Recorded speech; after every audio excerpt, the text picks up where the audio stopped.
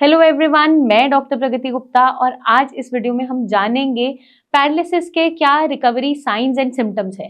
जब भी किसी को लकवा होता है तो जब वो ठीक हो रहा है, उस फेज से निकल रहा है, रिकवरी की तरफ जा रहा है, तो आप कैसे पहचान सकते हो कि आपके अंदर सुधार देखने को मिल रहा है।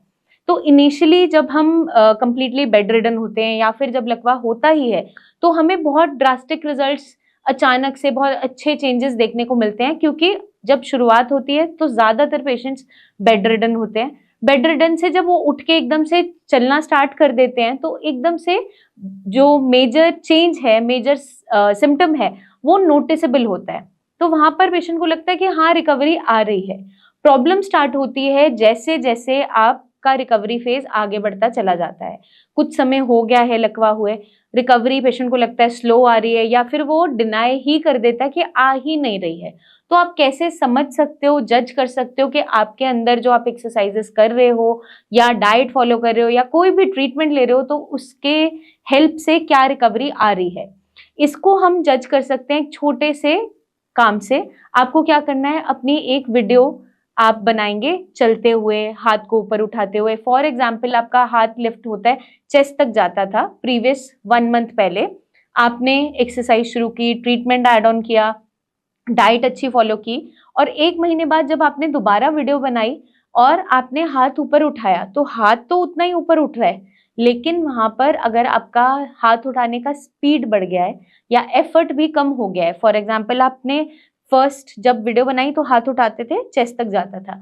नेक्स्ट मंथ जब आपने दोबारा वीडियो बनाई तो आपका हाथ चेस्ट तक ही जा रहा है, लेकिन उठाने में एफर्ट कम हो गया, हाथ हल्का महसूस होगा, पैर में हल्कापन आने स्टार्ट हो जाता है, या जो बॉडी में स्टिफनेस ज्यादा हो रही थी वो स्टिफनेस अब कम होने लग गई है। हाथों पैरों में जो झुंझुनाहट बहुत ज्यादा प्रेजेंट थी उसमें अब सेंसेशन फील होता है, या फिर जिसमें सेंसेशन बिल्कुल नहीं था अब वहां चींटी चलने जैसा या कुछ आपको हल्का फुल्का सेंसेशन महसूस हो रहा है, that is also a sign of recovery. तो अगर आपकी बॉडी में ऐसे कोई भी चेंजेस प्रेजेंट हैं या आ रहे हैं तो वो उसका मतलब है ये साइन ऑफ रिकवरी है। जिन पेशेंट्स में स्पीच में इश्यूज होते हैं, कुछ चीजें वो बोल नहीं पा रहे लेकिन अब थोड़े थोड़े शब्द जोड़कर बोल पा रहे हैं या सेंटेंसेस बेटर हो रहे हैं, तो जो डेली बेसिस पे उन्हें देख रहा होता है वो जज नहीं कर पा रहा होता कि कितनी रिकवरी आ रही है। जैसे माँ अपने बच्चे को रोजाना देखती है और उसे लगता है कि अभी तो ठीक है, ये वैसा ही है, छोटा ही है मेरे लिए, बट बाहर से कोई आता है तो वो बोलता है कि अब इसकी हाइट बढ़ गई है, ये अब मुझे थोड़ा अच्छा लंबा लग रहा है। तो जो बाहर से कोई आता है वो आपकी रिकवरी को ज्यादा अच्छा बता सकता है। या फिर आप खुद भी जज कर सकते हो, अगर आप अपनी डेली बेसिस पे वीडियो बनाते हो, मतलब एटलीस्ट वीकली बेसिस पे बनाइए या 15 दिन में जरूर बनाइए, एटलीस्ट मंथली वीडियो तो जरूर बनाइए ही, क्योंकि हम बार बार सीटी स्कैन एमआरआई नहीं करवा सकते और ना ही उसमें बहुत ज्यादा चेंजेस देखने को मिलते हैं। जब भी आपने नोटिस किया होगा कि आप अपना सीटी या एमआरआई ब्रेन का करवाते हो दोबारा भी स्ट्रोक होने के कुछ समय बाद, तो अगर कुछ नया स्ट्रोक नहीं हुआ है तो वो दिखाता है कि कोई ओल्ड इन्फार्क्ट, ओल्ड हेमरेज या क्रॉनिक इन्फार्क्ट था, मतलब कि पुराना है।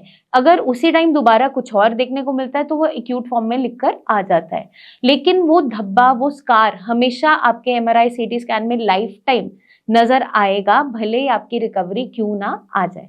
तो वो एक हीलिंग प्रोसेस है। जैसे आपको कहीं भी चोट लगती है, मान लीजिए हाथ पर चोट लगी, वहां पर आपका एक घाव हील हो गया लेकिन उसने निशान छोड़ दिया, वैसा ही निशान एक ब्रेन के अंदर रह जाता है, स्कार के फॉर्म में रह जाता है, जो आपके सीटी एमआरआई के अंदर विजिबल हमेशा रहेगा।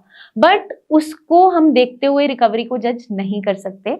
आपकी रिकवरी, आप डेली रूटीन वर्क कितना एफिशिएंटली कर पा रहे हो, जो आप चल नहीं पा रहे थे अब प्रॉपर तरीके से चलने लग गए हो, बैलेंसिंग बेटर हो गया है, आपको चलने में ताकत बहुत ज्यादा लगानी पड़ती थी, पाँव घसीटता था पहले पेशेंट या पाँव पंजे पे रखता था, थोड़ा थोड़ा एड़ी लगना स्टार्ट हो गया है, या फिर आपकी इनिशियली जो स्पीड थी चलने की वो बहुत स्लो थी बट अब वो स्पीड बेटर हो गई है।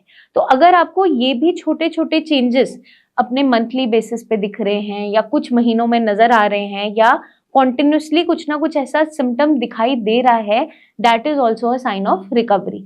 तो हमें इसको नोटिस करते रहना है। इसको आप नोटिस कैसे कर सकते हो, डेली अपना एक्सरसाइज का गोल सेट करते हुए कि मुझे इतना एक्सरसाइज करनी है, इस तरीके से रूटीन को फॉलो करना है, और वीडियो जरूर बनानी है, क्योंकि एविडेंस आपके लिए वही आपके लिए एक ऐसा टेस्ट है जिससे आप जज कर पाओगे कि आपकी रिकवरी आ रही है या नहीं आ रही। प्रीवियस वीडियो को दूसरे फोन में आप साथ में लगाओ, अपने एक और फोन में जो फ्रेश वीडियो बनाई है उसको साथ में, दोनों को एक साथ कंपैरिजन में चलाओ, आप खुद देख पाओगे, खुद जज कर पाओगे कि क्या अब रिकवरी मेरे अंदर आ चुकी है। क्योंकि जब हम बोलते हैं, हमें खुद को भी ध्यान नहीं होता कि कैसा था। पेशेंट बोलता है मैम मैं लास्ट मंथ आया था, मेरा हाथ अभी भी चेस्ट लेवल तक ही जा रहा है, तो हमने ग्रेडिंग वहां पे मसल ग्रेडिंग डाल रखी होती है उसकी हिस्ट्री टेकिंग में, और एफर्ट भी हमने लिखा होता है कि पहले बहुत स्टिफनेस के साथ उठा रहा था, हेवीनेस था, पेन था। अब जब दोबारा आया उसकी हम दोनों वीडियो साथ चलाकर देखते हैं, तो वहां पे हम क्या नोटिस करते हैं, कुछ पेशेंट्स में अगर लेवल ऑफ रेज भी उतना ही है बट एफर्ट कम हो गया है। मैं हमेशा उनके अटेंडेंट से पूछती हूँ कि अगर 2 लोग मिलकर चलाते थे तो अब जब आप उन्हें चला रहे हो तो आपको कुछ हल्का लगता है इनका वजन? हाँ मैम हल्का तो लग रहा है। इसका मतलब क्या है, पेशेंट अपना बॉडी वेट बेयर करना स्टार्ट कर गया है, आपके ऊपर वजन कम डालता है। तो ये ही चेंजेस आपके अंदर रिकवरी के अंदर देखने को मिलते हैं। अगर हम इन्हें पहचान पाते हैं तो हमें पता चल जाता है कि जो हम एफर्ट लगा रहे हैं वो कितना फ्रूटफुल साबित हो रहा है। साथ के साथ हमें डाइट का ध्यान रखना है, अपने पेट का भी ध्यान रखना है, क्योंकि अगर आपका पेट अच्छे से खुलकर साफ नहीं हो रहा, दिन में 2-3 बार मोशन के लिए जाना पड़ रहा है, अच्छे से मोशन नहीं आ रही, लेटरिन चिक नहीं आ रही है, उस कंडीशन में आप कोई भी इलाज लोगे वो रिजल्ट नहीं दे पाएगा, क्योंकि आपकी बॉडी में वो मेडिसिन एब्जॉर्ब ही नहीं हो पा रही। जब आप खाना ही नहीं पचा पा रहे हो तो दवाई कहाँ से वहां पे पच रही होगी। और ब्रेन तक आपकी मेडिसिन जाने का रास्ता क्या है, ब्लड ही है। जो एब्जॉर्प्शन में न्यूट्रिएंट्स जाएंगे, मेडिकेशन जाएगी, मेटाबॉलिज्म के बाद वो आपके ब्रेन तक जाती है। तो अगर हम चाहते हैं हमारी रिकवरी स्पीड अप हो जाए तो आपके गट का आपको ध्यान रखना है, अपनी डाइट का ध्यान रखना है, एक हेल्दी बैलेंस डाइट लेना है। डाइट की बहुत सी वीडियोस हमने प्रीवियसली भी बनाई है कि किस तरीके की डाइट लेनी है एक पैरालिसिस के पेशेंट को। डेली रूटीन भी हमने वीडियोस में बताई है कि कैसी रूटीन को फॉलो करना है ताकि आप जल्दी से जल्दी रिकवरी ला सके। तो मैं उम्मीद करती हूँ ये वीडियो काफी हद तक आपको समझने में मदद करेगी कि आपकी रिकवरी को आप कैसे जज कर सकते हैं। कुछ पेशेंट्स में जहां वो फिंगर से पेन पकड़कर अपने थोड़ा थोड़ा लिखना स्टार्ट करते हैं, वहां हम पेशेंट को बोलते हैं कि आप एक नोटबुक रख लीजिए, या कर्सिव राइटिंग की बुक्स आती हैं बच्चों की, वो रख लीजिए। डेली बेसिस पे एक एक पेज आपको जरूर लिखना है, प्रैक्टिस करना है। At the end of the month या आप जब मेरे पास आओगे तो आप दिखाओगे तो डे 1 से लेके लास्ट पेज में हम कंपैरिजन करते हैं कि उसमें कितना चेंजेस आ गया है। तो हमें पैटर्न में चेंजेस मिलते हैं कि राइटिंग अब बेटर हो गई है। पेशेंट स्पीच की प्रैक्टिस करता रहता है, तो हम रिकॉर्डिंग उनकी करवाने के लिए उन्हें बोलते हैं, एक वीडियो बनवाने के लिए। वो वीडियो जब बनाते हैं और हम सामने फिर देख रहे हैं पेशेंट को या वो बना कर ला रहा है, तो हमारे लिए ईजी हो जाता है उसका ट्रीटमेंट को आगे कंटिन्यू करना या फिर ट्रीटमेंट में चेंजेस करना, क्योंकि आपके पास कुछ ना कुछ एविडेंस जरूर होना चाहिए जिसके बेसिस पे आप अपनी रिकवरी को जज कर पाओगे। वरना पेशेंट डिनाई भी कर जाता है कि आराम नहीं आ रहा, बट जब आपके पास वहां पर प्रूफ्स होते हैं, आप कोई ना कोई वीडियोस रखते हो, तो आप खुद देख पाते हो। डॉक्टर क्या, आप खुद देख पाओगे कि आपके अंदर कितनी अच्छी रिकवरी देखने को आ रही है।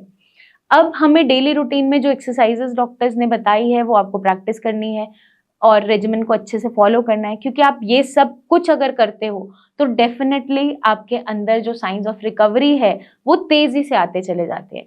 एक फेज ऐसा आता है जब रिकवरी स्लो डाउन हो जाती है, उसको बूस्ट अप करने के लिए एक हेल्दी डाइट बहुत अच्छा रोल प्ले करती है, जहाँ पे सप्लीमेंट्स का बहुत अच्छा रोल है। तो बीच बीच में जब आपका पैरालिसिस का ट्रीटमेंट चल रहा है, बीच बीच में अपनी लैब इन्वेस्टिगेशन जरूर करवाएं, ब्लड टेस्ट जरूर करवाएं, एटलीस्ट अपने vitamin D levels, vitamin B12 के लेवल्स, आपका हीमोग्लोबिन कैसा है, आपका लिपिड प्रोफाइल ठीक चल रहा है नहीं चल रहा है, कोलेस्ट्रॉल तो नहीं बढ़ रहा है, शुगर वैल्यूज तो नहीं बढ़ रही है, बीपी की वैल्यूज क्या रह रही है, ये मॉनिटरिंग जरूर करें।